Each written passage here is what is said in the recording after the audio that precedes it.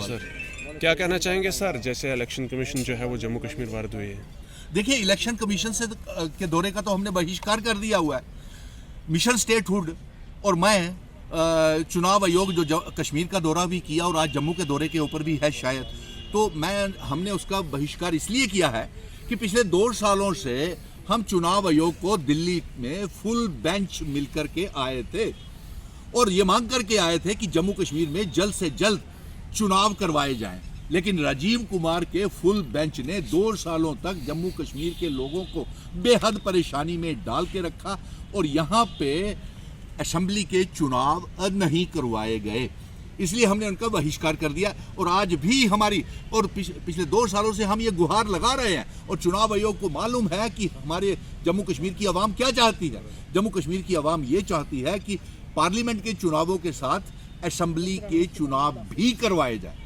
और दूसरी मांग ये हम यहाँ से भेज रहे हैं, आज ये तमाम पत्रकार वार्ता के माध्यम से ये आवाज़ उन तक ज़रूर पहुँचेगी कि एक तो आप जो सुप्रीम कोर्ट ने ये हिदायत जारी की है कि चीफ इलेक्शन कमीशन की वेबसाइट के ऊपर तमाम पॉलिटिकल पार्टीज अपने चंदा, फंड्स, इलेक्टोरल बॉन्ड्स कितने कितने किस पार्टी को मिले हैं वो वहां पे अपलोड करे। लेकिन चुनाव आयोग उनके ऊपर कोई जोर डाल ही नहीं रहा और ना ही प्रतिबंध लगा रहा है किसी पार्टी के ऊपर कि अपना अपना चंदा कहां से आया, कैसे आया, उसको बताया जाए।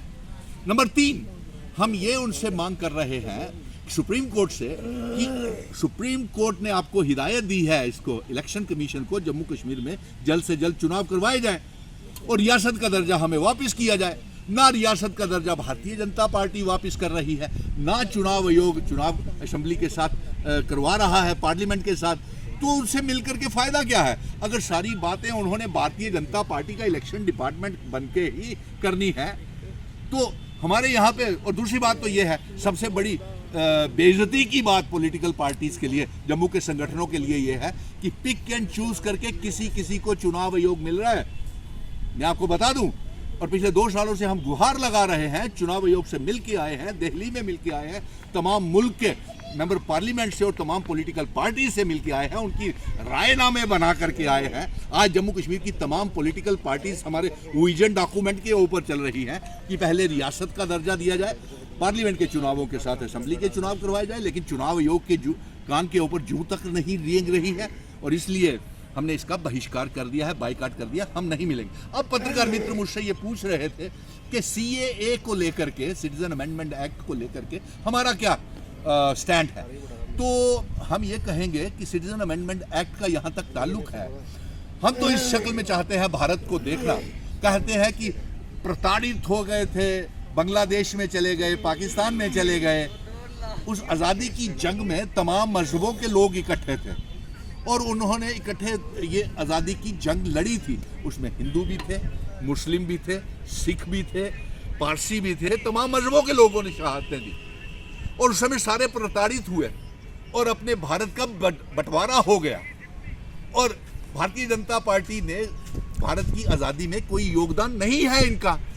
और साथ में हमारा ये कहना है कि अगर उस समय प्रताड़ित हुए थे तो सारे के सारे विस्थापित होकर कुछ पाकिस्तान में चले गए, कुछ भारत में रह गए, कुछ बांग्लादेश में चले गए। अब मिशन स्टेटहुड ये चाहता है कि जिस तरीके से भारत कहता है कि हम एक सुपर पावर हैं, नंबर 1, नंबर प्रधानमंत्री जी कहते हैं कि उनका 56 इंच का सीना है और वो सुपर पावर है, तो वो सुपर पावर इस्तेमाल करके भारत को, पाकिस्तान को भारत का हिस्सा बनाए और साथ में बांग्लादेश को भी भारत का हिस्सा बनाए। क्योंकि बंटवारा तो बीजेपी के आज़ादी का ना उनमें आज़ादी का रोल था, लेकिन एक रोल अदा कर सकती है कि जो बंटवारा हुआ था उसको इकट्ठा कर सकती है। लेकिन खबरें तो आ रही है कि आप भी बीजेपी ज्वाइन करने वाले हैं। यार ये पत्रकार मित्र, मुझे कहीं भी जाता हूं मैं, ये कहां से आवाज निकल करके आ गई कि भारतीय जनता पार्टी में ज्वाइन कर रहा हूं। अभी आपसे पहले पत्रकार ये पूछ रहे थे मुझसे कि आप गुपकार का हिस्सा है, वो गुपकार में अब दंगल लग गया है तो अब आप कहां जाएंगे? शायद इसी बात के उनके दंगल की वजह से ये मुझे बीजेपी ज्वाइन करने के लिए आप सोच रहे हैं पत्रकार मित्र। ना मैं भारतीय जनता पार्टी में जा रहा हूं, मैं जम्मू कश्मीर का बेटा हूं, खुश हूं, महाराजा हरि सिंह जी का बेटा हूं, जम्मू कश्मीर लद्दाख पीओके गिलगित बल्टिस्तान का हिंदू मुस्लिम सिख ईसाई गुज्जर बकरवाल का बेटा हूँ। रियासत इकट्ठा देखना चाहता हूँ, भारत को एक साथ देखना चाहता हूँ, मजहबी दंगे फसाद नहीं चाहता हूँ, तो इसीलिए शायद। और गुपकार का मैं एक बात और क्लियर कर दूँ, गुपकार में मैं कभी भी नहीं था। हाँ, कश्मीरी लीडर मेरे पास ज़रूर आए थे, क्योंकि मैंने ये इनिशिएटिव लिया था कि मैं कश्मीर और जम्मू के नेताओं को इकट्ठा बिठाऊंगा और ऑल पार्टीज़ का हमने गठबंधन बनाया। लेकिन अफसोस ये है कि ये पार्टियाँ क्यों आपस में दंगल करना शुरू हो गई, और अभी तो रियासत भी नहीं मिली, 370 भी नहीं मिला। जो हम मांग कर रहे हैं कि इल्हाक की शर्तें महाराजा हरि सिंह जी की जो जिन शर्तों के ऊपर इल्हाक हुआ था वो शर्तें भी लागू नहीं हुई, ज़मीनी और नौकरियों की हिफाजत नहीं, स्टेट सब्जेक्ट हमारा छीन गया, आइडेंटिटी, कल्चर, डेमोग्राफी, इतिहास जम्मू कश्मीर का बर्बाद हो गया। आप इल्ज़ाम लगाते हैं, कुछ पत्रकार कहते हैं कि बीजेपी में शामिल हो रहा हूँ, किस शक्ल हमारा घर ही लूट गया।